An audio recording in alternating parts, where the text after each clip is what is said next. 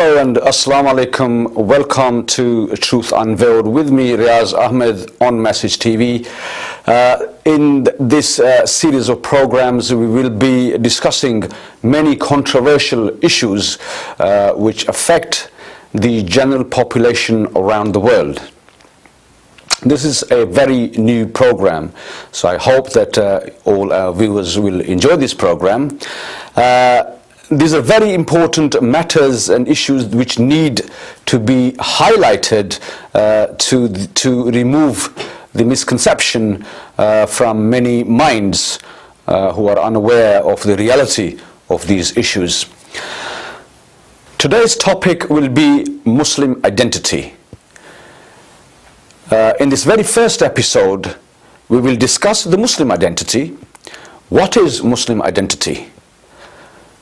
Why is it important to discuss Muslim identity? Who does it affect? And what part has the world mainstream media and the governments play in distorting the Muslim identity? And what is the real Muslim identity? And why is it being distorted? What's the motive behind this? And who are the motivators? To discuss on this very first topic today, I have two honorable guests with me. They are the international speakers for Muslim Debate Initiative. The first guest on my right hand is Abdullah Al-Andalusi. Welcome, Brother Al-Andalusi. It is a pleasure to have you here. Thank you for inviting me. My second honorable guest is Sami Zatri. Welcome, Sami. Thank you for having me. It's a pleasure to have you guys here. And thank you very much for taking part in this program. Now, first question, because as you are the international speakers, debaters in comparative religions, obviously you discuss on politics as well. So today we will be discussing on the Muslim identity. Muslim identity, as I said in the opening of this program, it is being distorted around the world. But before we go into this, I want to know, what is Muslim identity and what is the message of Islam to the world? Brother Abdullah. Well, Muslim identity, I think we hear this word bandied about a lot. This discussion, what is the identity of Muslims living in the West, especially Muslims that live in the West? Where do our allegiances lie? Where do our loyalties lie? And people take advantage of the ambiguity around this word of identity. Whereas, I mean, if we look in classical literature from pre-Renaissance and even during the time of Renaissance, there was no discussion of identity. This understanding of identity was completely alien, and no one had discussed it. It was taken as for granted that yes, you have relationships. Your father, you're maybe a mother or a sister or a brother or so on. These relationships that you have with different human beings, but they don't describe you as your identity. This came much later on with Western modern identity politics. So, for example, if you had a sexual inclination for the same gender, this now was your identity, and now you're part of an interest group, which will be known as, and then they coined the term homosexuals, and they didn't differentiate between heterosexuals and homosexuals. And when you saw discrimination of homosexuals begun was when they introduced the word to discriminate them, which is, the whole point of when you label someone is to discriminate them from others who are not part of that group. So this concept, the whole concept of identity is to discriminate certain groups or certain religions or people of the certain religions or groups. Well, as I said, identity is used to discriminate between different groups, and then to give individuals now a kind of group affiliation with their own certain interests. So now vegans have an interest group, animal rights activists have a interest group, nudists have an interest group. It's just absurd, where you can't identify yourself with just any particular issue. Identity is really, in the true sense of the word, what you are, who you are really, and this was actually a metaphysical discussion as to, you know, the soul of the individual. Are they, you know, what are they intrinsically? Not your political affiliations, which have no regard to your identity. They have regard to your relationships with different people or your interests, but not your identity. So this is a very modern term, and it's bandied about to ensure, I believe, that people are kind of boxed into certain or forced into certain loyalties and definitions of how these loyalties should come about. So we are Muslims, and then we are also UK citizens, and so they say, all right, fine, you can have your religion in its spiritual aspect, but in terms of the political aspect, you must be, you know, 100% loyal, subservient to the UK government and everything it says. Whereas even people who are non-Muslim and obviously are British citizens and so on, they would see that, well, no, I don't have to agree with everything the British government says. So how come now Muslims must agree with everything the British government says, because they have to, that's part of their identity. Well, this part of, sorry to cut you out, this is part of the world, the modern democracy, that one doesn't have to agree with everything that the government expects them to agree with. What's your, would be your answer to that, Sami? Basically, what I'd say is that there is no one definition of Muslim identity. Like, I'd just say there's a Muslim, and a Muslim is someone who believes in the Islamic message. But each Muslim is different. You have many different Muslim cultures. Like, Muslims are not a monolithic group. Each one is different than the other. Some like something else, some don't. Even some have different political differences. So you can't just define Muslim in one box. Like, there's many different boxes. But what I would say again is that you just have Muslim, someone who believes in God, the Prophet Muhammad, the Quran, and that would be the Muslim. And that's the basic. As you are debaters on comparative religions, do you find these boxes, as you just mentioned yourself, do you find these boxes in other religions, for instance, Christianity, Judaism, or Hinduism? There are so many religions, Sikhism. Do you find these boxes in those religions as well? Yeah, in Christianity, you have several different types of Christians. For instance, let me give you an example of one Christian I debated, J. Smith. He believes that the church has nothing to do with the state. As he always says, give to Caesar what's to Caesar. Christianity is just a spiritual faith. You keep it at home. But Christians in America, where I was born, are much different than a Christian like J. Smith. They believe that Christianity has a role to play in the state, and they're actively doing this in America. People often talk about Sharia coming into power, but in America, it's Christians trying to ban homosexuality. It's Christians trying to ban secular laws because of their faith, not Muslims. But you see, that's a different type of Christian. In America, they're more politically aware than, say, J. Smith. So you even have that difference with them. Now, I mentioned in the beginning that we're going to first, the question was actually, what is the real message of Islam? But we'll come back to that later on, because now we start talking about the Muslim identity. Now, many Muslims around the world, and specifically here in the UK, because we are residents of the UK, this is our home, your home, my home, and almost 2 million Muslims, and they're very much concerned about this. So what is the solution to clarify, because the Muslim identity has been distorted now? First of all, there shouldn't be a concept of this phrase identity. But now, as there is, and this is being portrayed as a very in a very negative way. Now, first of all, who do you think is behind all this? Is it a certain group, or is it, do they have any, whoever is behind this, for instance, portraying the Muslim identity in a negative way, what is their motive, and who are these motivators of this issue? Okay, well, I think that the Muslim community has had this debate thrust upon us, because we never questioned this before. We never said, we never woke up one day and said, hey, you know, what identity am I? You know, like we're kind of repressed schizophrenics. We never had this issue, but somehow now the media said, what is Muslim identity, and, there's identity crisis. And I say, well, you're having the crisis, not us Muslims. Some Muslims have unfortunately fallen for that because the agenda has been set for Muslims by outside forces. These outside forces are well known to us. It's obviously you could say that the more explicit manifestation is the media and the government, but really the government kind of sets the agenda, because in the West, when they took religion out of state politics, religion always fulfilled the function of bringing the justification for state politics and state power in every culture throughout history prior to secularism. So when they removed religion, they had to replace it with something else, and it's called nationalism. It's the religion of the modern times, and everyone in a state must adhere to this religion, this modern religion, i.e. you must identify yourself with some kind of abstract notion of national identity, which is quite silly because let's say if France and England went to war and England was in the wrong and I'm an English person, then I should, if I'm a moral person, I should condemn England and support France. But because I'm an English person or a British person, then I have to condemn France and support England, you know, my country right and wrong, as the saying goes.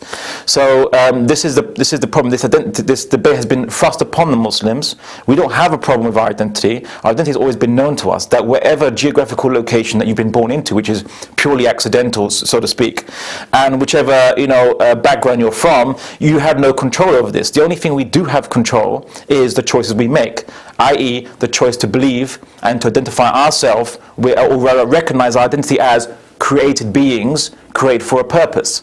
That's the only thing. Or at least the very least thing you could say about identity is literally just your name, as in, and your name has been used to identify you as a distinct individual from other people. That's what identity has always been known as. So, for instance, you need a passport as your identity, you need a driver's license as your identity, but this saying a Muslim identity, it is, as you said, it's a very newly invented kind of a concept. Anything to add to what Abdullah said, Sami? Yeah, basically, who's behind it? There's many different reasons, like the media, the tabloids. They just want to sell a good story, unfortunately. Is that all the media wants, sell a good story, or does the media have a much bigger motive? Yeah, it's all like, that's why it's like different. Each one, there's not one group as well. Each has their different reasons. Like one section of the media just want to make money off it because it sells stories, to put like Anjem Choudhury on the front page rather than an Islamic scholar who says no to terrorism. So that sells papers.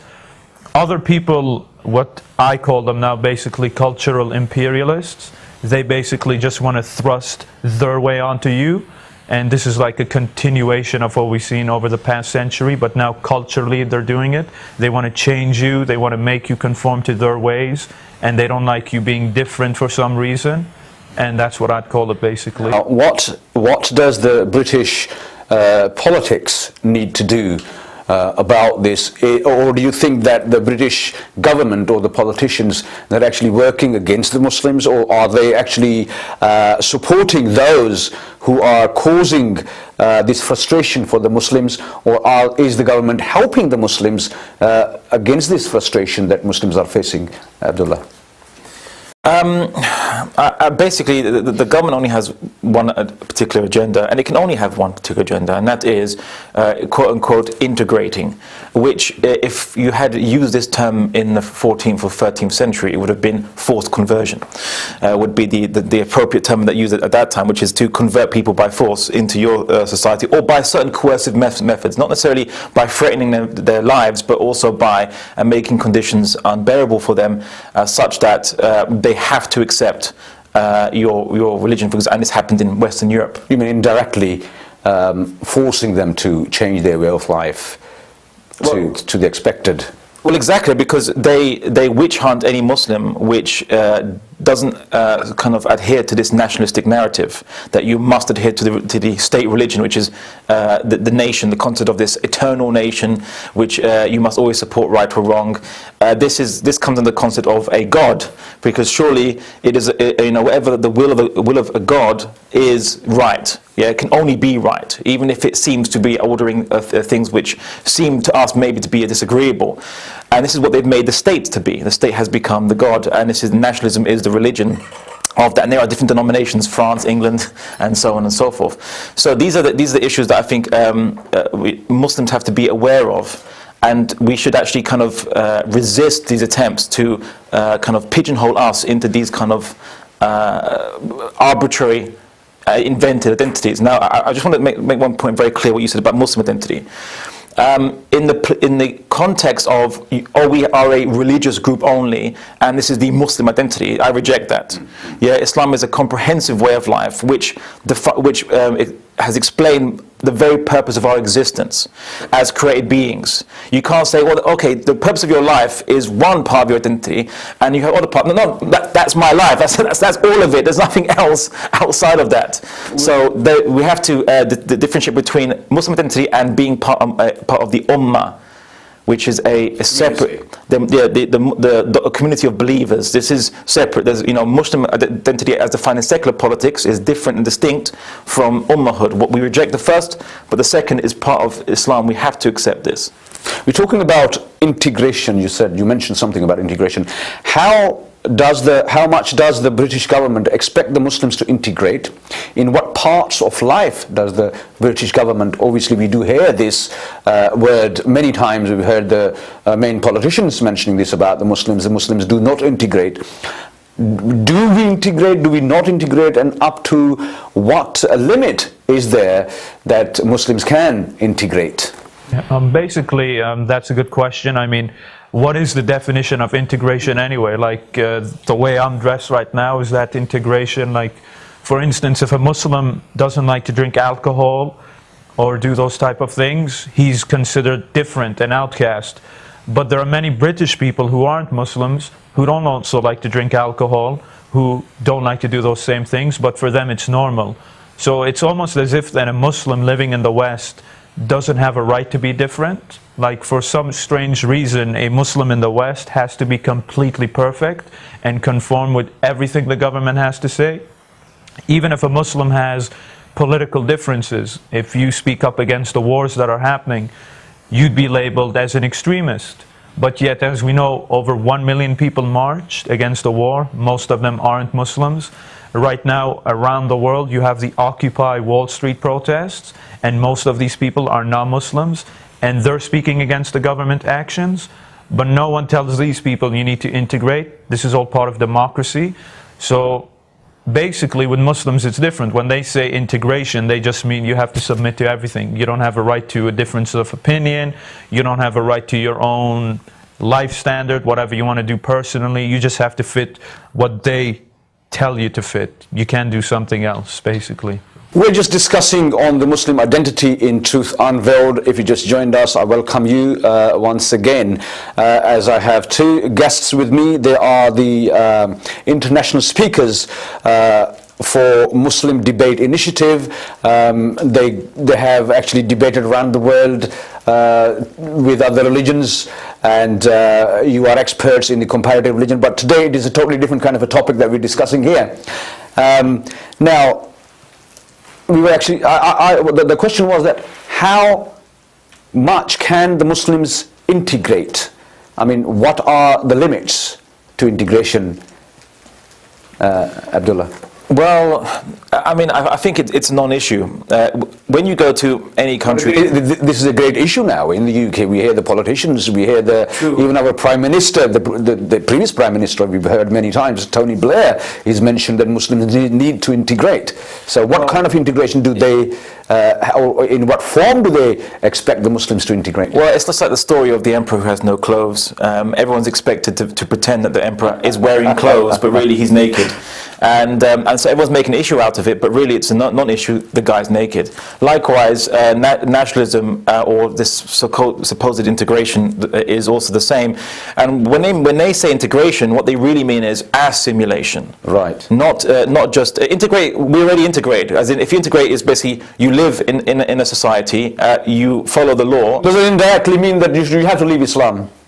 Is that possible? Am I saying? I would say that. Is that what they expect? They want. They would prefer certain interested groups, militant atheists, secularists, and government officials would prefer that Muslims leave everything from Islam except liberal conforming beliefs that conform with their idea of liberalism, atheism, or secularism, essentially, not necessarily atheism.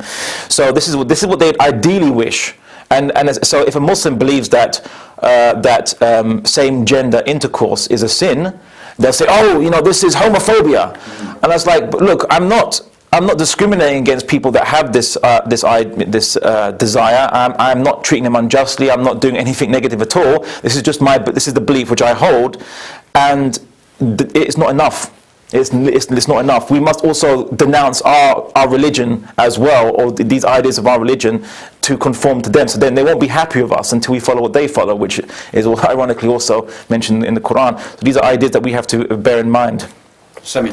Yeah, he hit it on the head, basically. That's what they want. They just want you to follow what they want, basically. You can't have any differences. Like an example is Robert Spencer. He's in America, and he basically wants Muslims to leave everything with Islam and just conform to his viewpoint. So as I said, it's basically cultural imperialism. They want you to follow what they want. You can't have anything of yourself. It's basically what they say, and if you don't follow it, you're treated as an outcast and as an extremist, all these negative labels, as if you're something strange when you're not. And so that's what it is, cultural imperialism. And I'd like to add that it's not only the first time this has happened, and it's not only Muslims. When the Jews came to Europe, well, they've been in Europe for many centuries, but they suffered pogroms, against them, massacres and very horrible things against them. Yes, Jews had been through a lot of hardship in the past, and I think it's like the Muslims' turn. Yeah. Very much so, especially because our religions are quite, there's a lot of things which are the same in terms of the legal practices as well. Also the dress, the modesty of dress for the women and the men, it's very identical in a whole number of things. Obviously, you're not eating pork and so on and so forth. So they were subject to European xenophobia much early on, like in the 1900s and so on. This was rampant. You saw newspaper headlines in London talking about like a horde of immigrants or a horde of these foreigners, and referring to Jews and very, very deprecatory language used against them. So this is not the first time it's happened. It's the Muslim turn to suffer this, and this is a recurring theme with European history. It's not so tolerant. Muslims have been in existence in the UK for almost 300 years. Mainly the Muslim migration, on a bigger scale, it took place in the 50s until the late 70s. And there is a very old Muslim mosque here, which is about 200-year-old, which is in Woking in Surrey. Now, Muslims are not a brand new people, brand new nation or religion that is being introduced to this country or this culture. But almost 50 years now, give and take, say, half a century, Muslims been here. How have the Muslims contributed to the country, to the Great Britain? Well, I think there was a report, a few reports actually, onto the economic contribution of Muslims in the UK, which I think comes to around 6 billion a year, or even more actually, in some reports. And in essence, Muslims are, as I said, already integrated according to the kind of more generally accepted understanding of this term, which is we live here, we don't break the laws, or we don't advocate breaking the laws of the country. We live here generally peacefully. The crime rates amongst Muslims are no different to any other crime rates of anyone else of the same economic level. Obviously, as you know, in different economic strata of society, you get different crime rates. So the more poor you are, unfortunately, you see more crime rates from the poor classes. But it matches, and in some cases, Muslim communities are devoid of a lot of the problems. You don't see alcohol-fueled violence on Friday nights in Muslim areas and so on. And as I said, it's just one of those things that Muslims we're living here peacefully. We're not imposing our religion on anyone. People always say that Muslims are coming here, they're imposing their religion. I was like, well, no. The people who say this are actually the ones who are imposing their ideas onto the Muslims and saying, if you don't do this, you know, there's going to be repercussions, or they slam the government for not doing more to restrict or coerce Muslims into their way of thinking. And this is an unfortunate turn of events. Same question, contribution to the country by the Muslims. A point people often ignore is Muslims fought for this country in World War II. And you know, so it's funny when you have some racists saying, what have Muslims done for this country? Go back. I mean, they always... The Muslims have fought in the World War II for Britain, to defend Britain. Against Germany. And they often say, like, we laid the foundations for you Muslims to do this, which is false, because Muslims took part. So when Muslims have their freedoms in Britain, they should speak up and say, yeah, our forefathers fought for it as well, beside yours. So don't condescendingly talk down to me like I'm some guest. We earned our place here. And there's a large doctor force with Muslims. Like personally, we know a Muslim doctor. So Muslims are heavily involved in the NHS, and that's like well known. So that would be a good contribution there. Right. We're talking about the Muslim identity, the contribution of the Muslims to Great Britain, how Muslims have benefited the country, although yes, Muslims do benefit from the country as well, but at the same time they do pay the taxes. As you said, we always obey the law. I mean, I tried breaking the law once, and I nearly got into a big trouble, and that was many years ago. Then I decided, no, you should not ever break the law. Does Islam teaches Muslims to obey the law of the land that Muslims live in, even though if the law is not as same as Islam? Because Islam has its own laws. But what laws are there that Muslims can live by? Are there any certain laws that the Muslim cannot accept those laws in the country? Is anything of that sort happening here in the UK? Well, basically, Islam looks at this in terms of an agreement you made. You must stick to your agreement. So if you enter into a country, say if you are an immigrant and you have to agree to abide by the laws of that country, then you have to stick to your word. Islam mandates you must stick to your word. The Prophet Muhammad said, "Do not be treacherous to those who are treacherous, even if they're treacherous to you." Sorry. So even if we feel unfairly treated by a land, or that land attacks Muslim lands, we can't be treacherous. The Prophet Muhammad said so. So we can't go back on our word. And if you've born a Muslim, which I think Muslims are increasingly are, obviously, into this country, like myself and most of my friends, then we have to, by being born here, we have to accept the laws here. Otherwise, as I said, silence is consent, and if we don't like it, then we have to immigrate somewhere else. So this is what Islam says. This is the Islamic law on these issues. Unfortunately, as I said, there are some Muslims who don't want to be religious because they're full of angry emotions, and then they choose to say, well, why should we follow rules when other people don't follow rules against us, and we return upon them as they return us? And this kind of logic and thinking is anti-Islamic and not religious. So if you are a practicing Muslim, we hold ourselves to a higher moral standard, and we don't just say, well, we'll get revenge on people because of this or that, or what's happening in the third world. In other words, when it's talking about the rules, there's a saying that why should we follow the rules? Why should the Indians follow the rules when the cowboys break the rules that they make? So this is how this is what you actually meant. Now, as you are into a lot of dawah work, which is introducing Islam to the people, or introducing people to Islam, you're doing a great job, both of you. You are a very active group in inviting people to Islam. What is so far, in your knowledge, what is so far the conversion rate to Islam from non-Muslims or by the non-Muslims? It's very high, basically, and what's more interesting is that most converts happen to be females.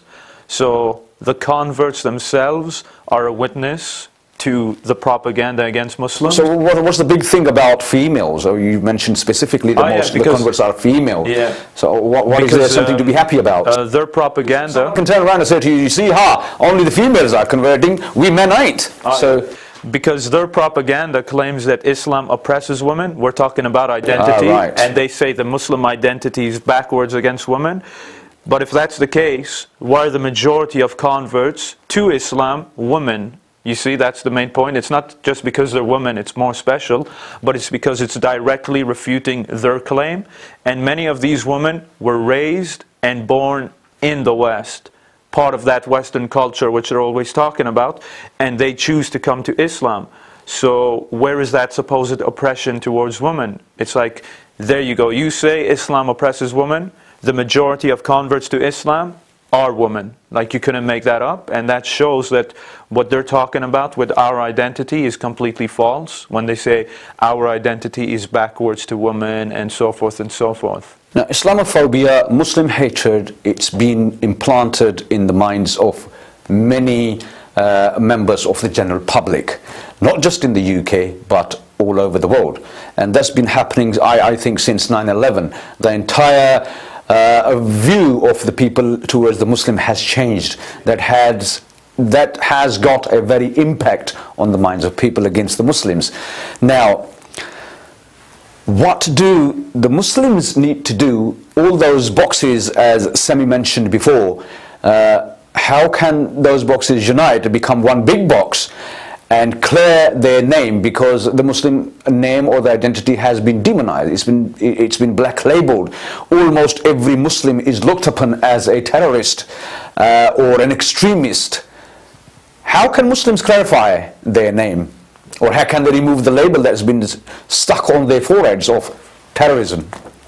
Well, that's a very interesting question, and it's something that our organisation has been trying to kind of make its part in, make an impact in, which is trying to change the perception of Islam in the mind of the general public in Western countries.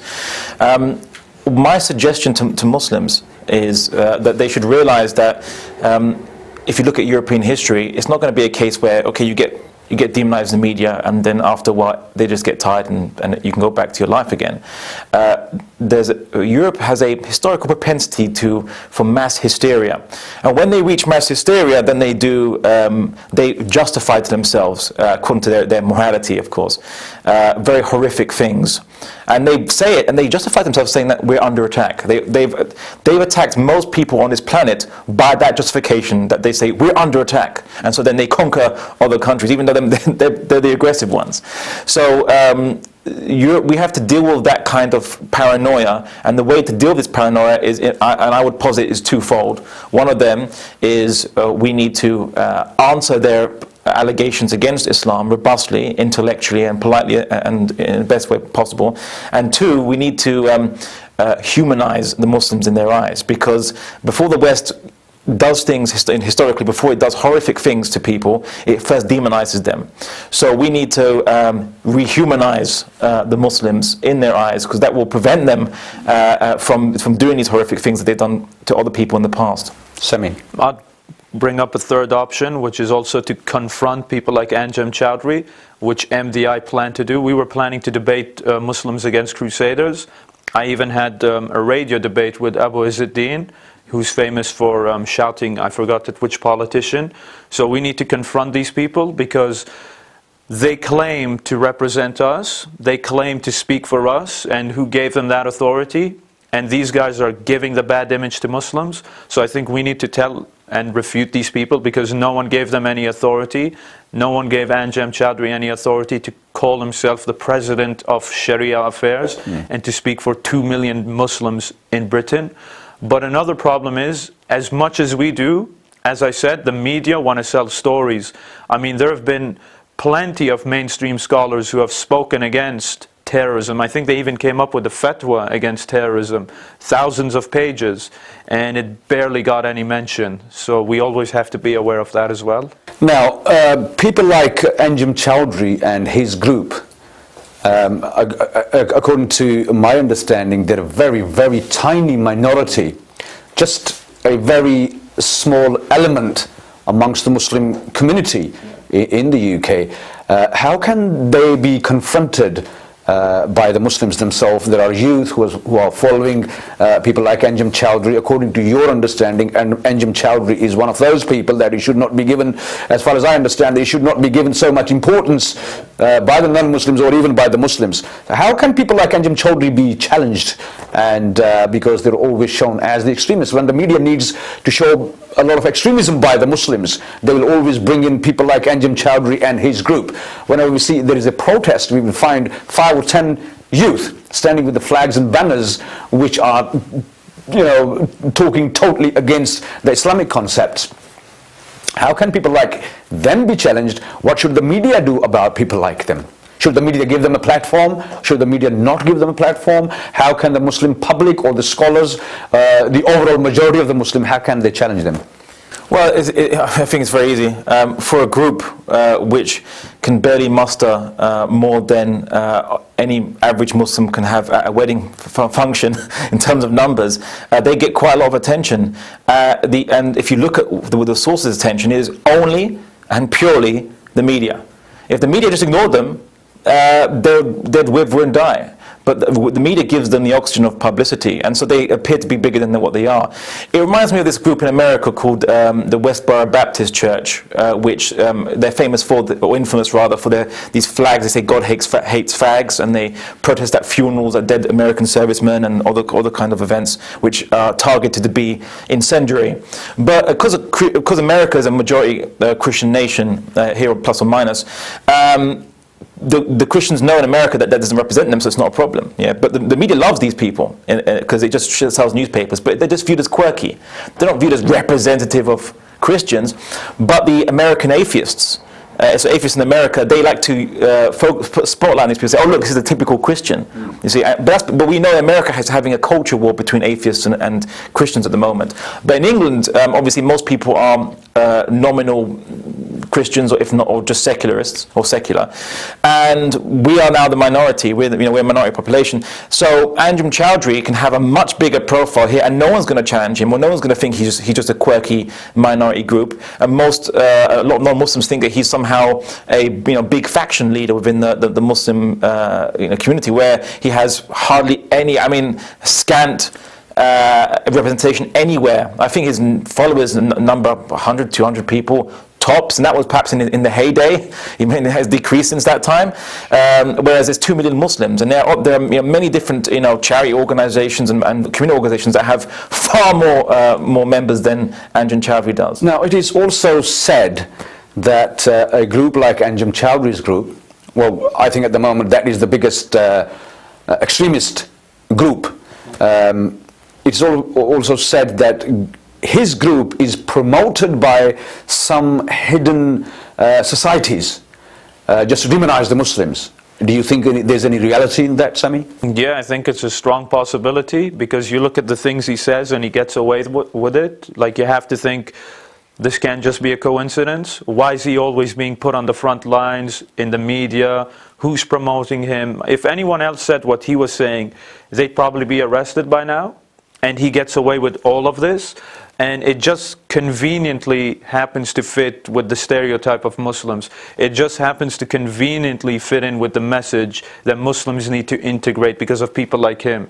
So whenever they say Muslims need to integrate, evidence, Anjem Choudary, and they put him on the front line. So there could be a connection that he is probably being set up. Like he probably doesn't even know it, maybe indirectly or directly, but I believe without a doubt he's being used for that, him and his followers. Out of a whole basket of apples, just one bad apple has been picked and shown to the world of the whole box. Picked him because he says what they want him to say, and he knows that they are going to take attention. I mean, burning the poppy, of course. That doesn't make any sense. Exactly.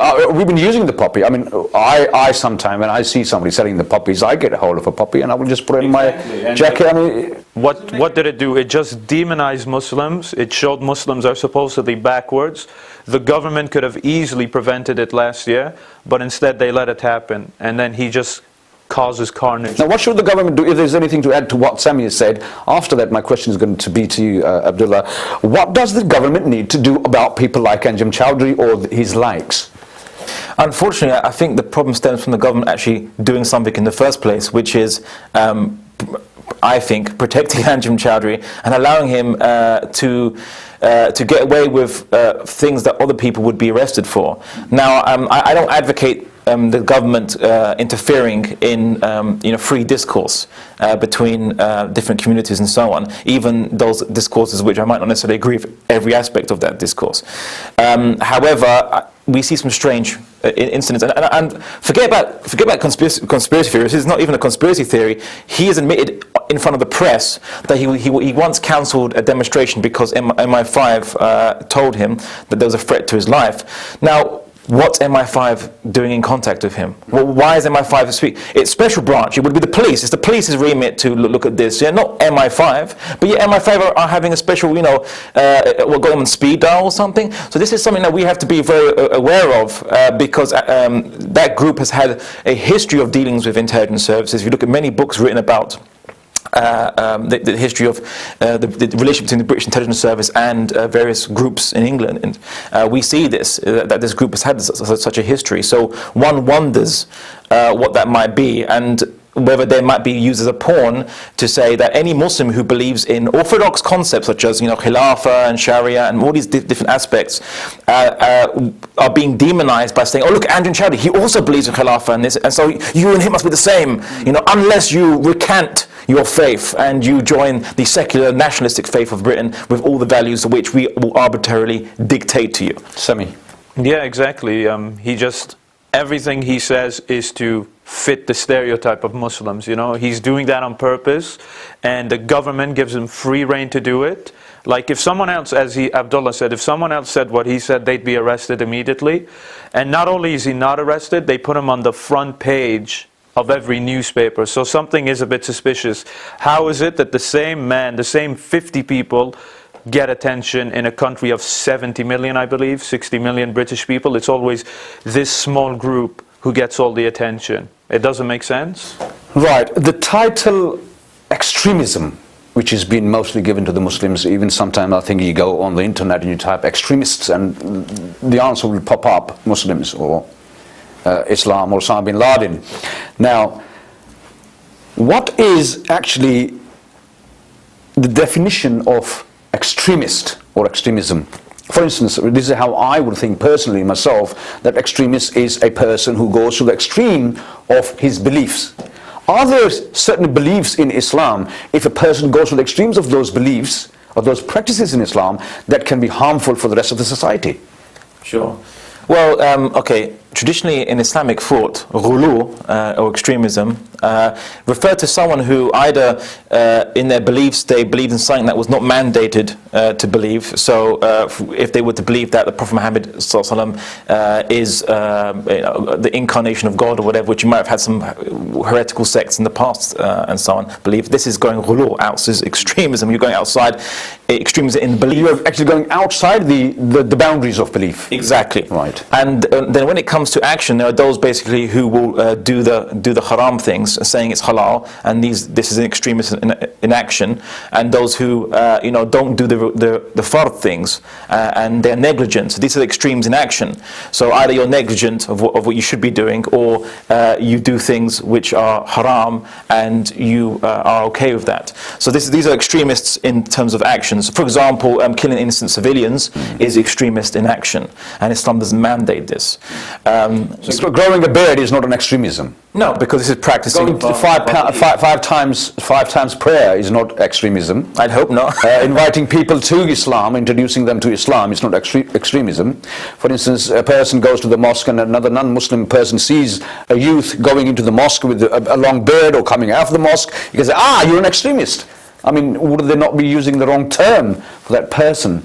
But you see, you have to understand words mean different things to different people, unfortunately. To me, extremism actually means totally different. When you work to the extremes of something, a boundary of something, for instance, if you pray 5 times a day, you avoid drinking alcohol, you avoid playing gambling, or out of marriage sex, things like that, then I believe that you are extremely a Muslim. Yeah. Okay, not that you become a terrorism and you're extremely a Muslim. I think then you are a nutcase. Yeah. So this is how I look at the word extremist. What would you Well, I'd say that I agree. Obviously, if a person stays in the mosque 24/7 and neglects his family, this is extreme. Right. You see, this is extreme in action. So he's now neglected something. Yeah. Even though what he might be doing might be seemingly to be good, but Islam's about balance, as the Prophet Muhammad said. Well, I don't think there are many who would stay in the mosque 24/7, are there? Oh, well, of course, but there was a case at the time of the Prophet Muhammad, you see, and he said to that individual, the Prophet said, go back to your wife. She has a right over you. Sure. Yeah. So this is what the Prophet said. But in terms of how it's used today by the Western agencies, mostly the governments and so on, they have an idea. Their idea is that religion has nothing to do with political affairs, or should have nothing to do with political affairs. It's just completely spiritual, and it's just manifest as a belief, and at best a ritual practice that has no bearing or effect on your professional working life. So if anyone then says, well, actually I think religious values impact how you live, your purpose in life has an effect on your life, call me radical, but then you said, oh, you're going outside the remit we've defined for religion, you're an extremist. Sami? Yeah, basically extremism. The Prophet talked about it. He said, don't be extreme in your religion. Always, don't overburden yourself with religion. As he said, religion is easy. So just find a balance. Like as Abdullah said, there was a lady or a man, she used to pray constantly. And the Prophet said, don't do that. You don't need to pray nonstop. You don't need to read the Quran every second. So you shouldn't take it to that extreme. But praying your 5 times a day or fasting, that wouldn't make you an extremist. That's very normal, actually.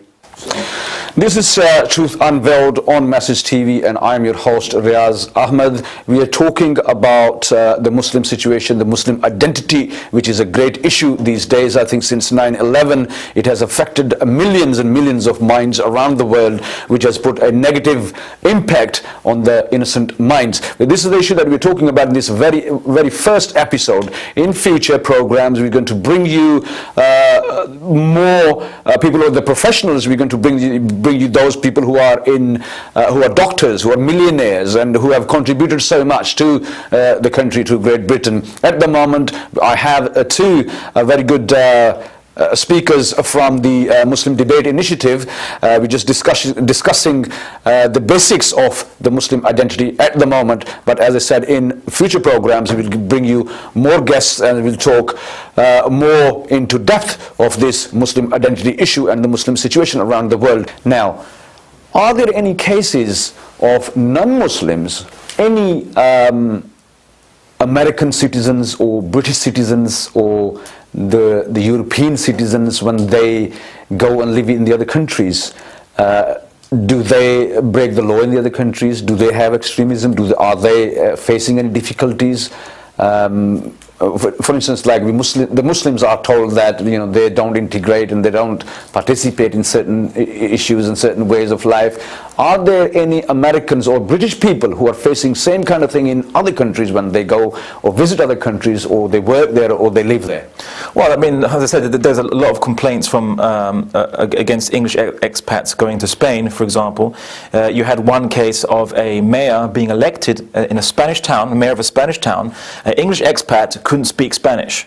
Also in France as well. I mean, this is now within Europe.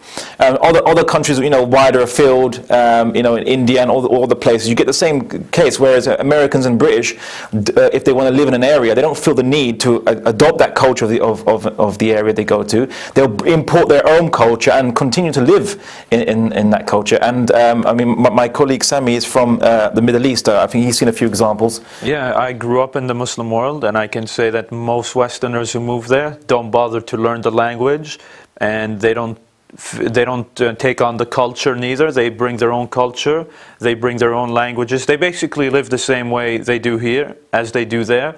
And let me just say, I don't mind. I'm not that ignorant or arrogant to tell these people to follow the culture of the country. I truly believe in multiculturalism. I'm not crying about it because I'm so vain like they are. When someone doesn't speak English properly, or they bring a bit of their culture with them, they start complaining about it so much. For me, it's not an issue. But forget about their citizens. What about the armies that are invading Muslim countries? Put it in that perspective. We're talking about... They're giving you the reasons to invade those countries. For instance, Iraq had WMDs, weapons of mass destruction. Yeah. And there are terrorists living in Afghanistan. So what would you say to that? If someone says, well, Iraq had WMDs, this is the reason why we invaded Iraq. The Afghanistan had terrorist organizations there. Now Pakistan has terrorist organizations. So what would you say to that? All right, if you went to Afghanistan to simply get rid of the terrorists, then why do you call for a new form of democracy? If there's a difference between removing a terrorist and then going on to install your own government in that country. They removed the terrorist. Everyone admits that Al-Qaeda are no longer in Afghanistan. Now some might say the Taliban are terrorists, but it's official, and this is all in the newspapers, the government admits it themselves, America, Europe, that they want to negotiate with the Taliban. So if you're negotiating with the Taliban, that means they're not terrorists, because they themselves say, we never negotiate. Yes, obviously we don't hear the American government saying they want to negotiate with the Al-Qaeda, but they want to negotiate with the Taliban. Obviously, it's all of the media as well. Al-Qaeda are no longer in Afghanistan. Well, they said they moved on to Pakistan. Yeah, they probably will one day, maybe. So their countries come, their armies come to our countries, build their bases. And we want to talk about Muslims living in the West. Muslims living in the West are citizens paying taxes. Imagine a Muslim army invaded the West and said, now we're going to put our government in your country. That would be a legitimate cause to be outraged. So really, who is the extremist and who should be outraged? The Muslim or...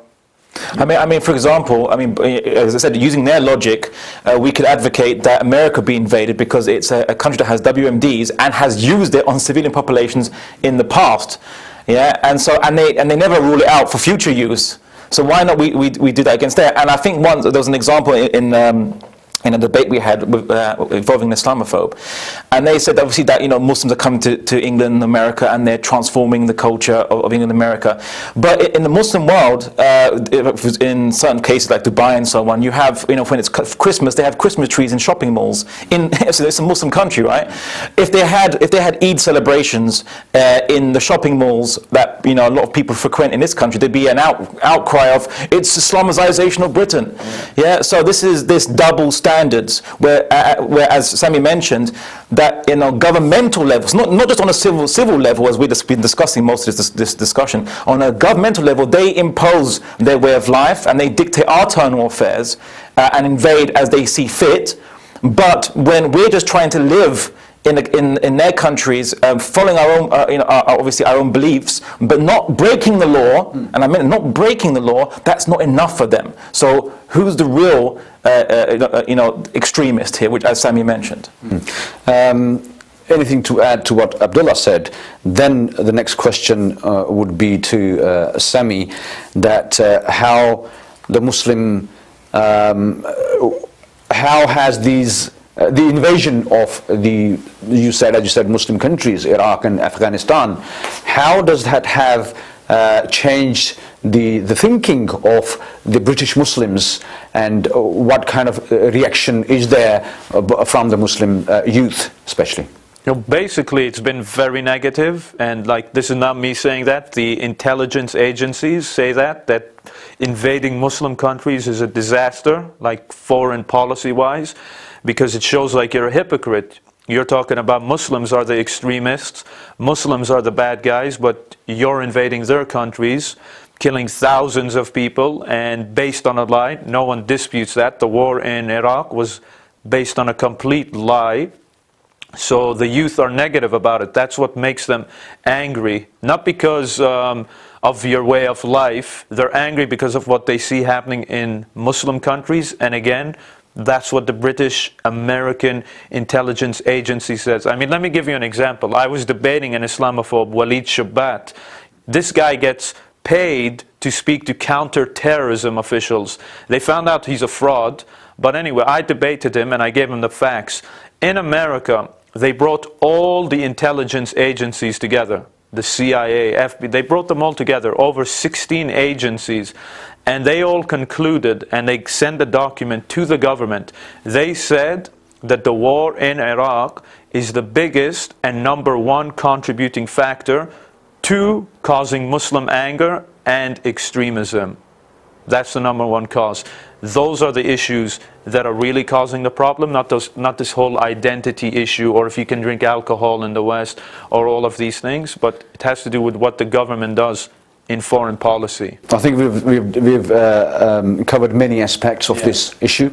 Now, as we only got a few minutes left, time doesn't wait for us. I was watching the clock, and the second hand, it doesn't stop anywhere. I thought I might get a bit of extra time, but unfortunately it didn't stop anywhere, so we're going to be very quick. The last question would be to both of you: what is the true message of Islam to the mankind? The true message of Islam is simple. Basically, there is a God, you have a purpose in life, but if you choose to reject it, that's your right. As the Quran teaches, you have your way, I have mine, you don't have to accept it. But Islam is here to give you a way of life to God, and you should be respectful to your neighbors, respectful to your fellow human being. Don't be violent, and if you're being oppressed, as the Prophet said, don't respond in kind, always be better. Basically, Islam teaches you to have a better standard. Hold yourself to a better standard, and basically don't become like a barbarian. Don't go into the tribal method of doing something. If they hurt me, I'll hurt them and their family.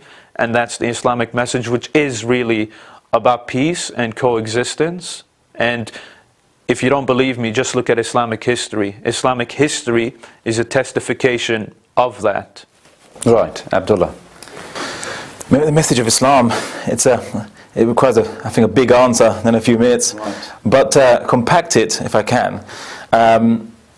Islam is essentially a narrative, or part where Islam deals with a narrative regarding human existence. The purpose of our existence is we are creations of an infinite, all-powerful God. We were created to worship Him, i.e. to choose to do the right actions that He specified over more baser actions and so on. And this has ramifications for an everlasting afterlife. Now, in this grand cosmic view of who we are as created beings, must we now derogate this at some point in this grand scheme? There was a small tiny little empire, a little dot on the speck of a smaller dot, and a speck of in a smaller bit of swirling gas on a massive expanse that we have to have some allegiance to and go in derogation to our purpose of our life, and the purpose that was ordained to us by this creator that created the entire cosmos is absurd. So I'm not English, British, Portuguese, Algerian, Saudi Arabian, Mongolian, whatever. I am a created being of God. I have a purpose. And this is the message of Islam, that we are human beings. We have a purpose. There is no other purpose than that purpose, which is to believe in the one true God. This is a brilliant message, and thank you very much, gentlemen. I'm sorry we've run out of time now, and thank you very much, viewers. In the future programs, we're going to discuss on this Muslim identity issue more, because there are many more things that are left to be discussed. In the future programs, we're going to bring you different guests from all fields. We're going to bring you teachers, Muslim teachers in Great Britain. We're going to bring you doctors in Great Britain, the scientists and the millionaires, and from all walks of life. So until next time, you take care of yourself, be good to yourself, and be good to people around you, and spread peace. Assalamu alaikum.